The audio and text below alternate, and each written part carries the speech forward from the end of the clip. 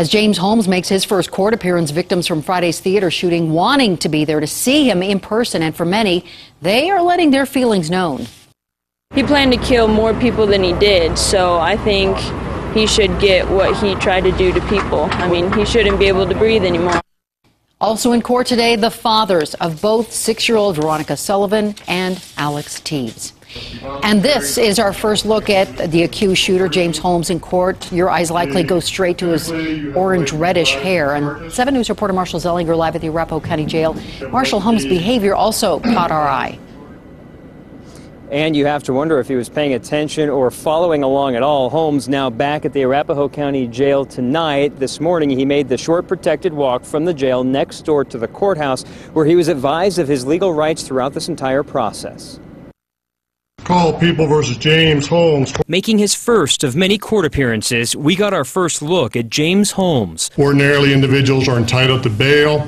Given the nature of the charges, you are currently being held on a no bond hold. Throughout the 12-minute hearing, Holmes appeared dazed, his eyes drooping as though he was sleepy, then opening wide. After the hearing, the district attorney said she would need to consult the victims and their families before seeking the death penalty. If the death penalty is sought, that's a very long process that impacts their lives for years. Frankly, I will be surprised if the prosecutor does not seek the death penalty. Dan Recht is a Denver defense attorney with death penalty case experience. He tells me before that can even be considered, Holmes must be found competent. Can he assist in his own defense? And that's not totally clear. He didn't look like he was assisting in his defense this morning when he appeared in court. And tonight, 7 News getting a closer look inside Holmes' apartment. You can see the deadbolt knocked or blown out. And these photos obtained by ABC News shows investigators collecting evidence.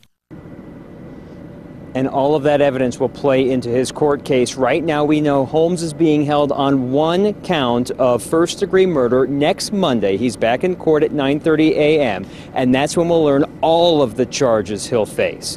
Reporting live, Marshall Zelinger, 7 News.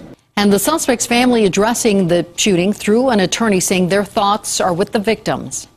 I think everyone can imagine how they're feeling. Anyone who's ever been a parent. The Holmes family would like to maintain their privacy.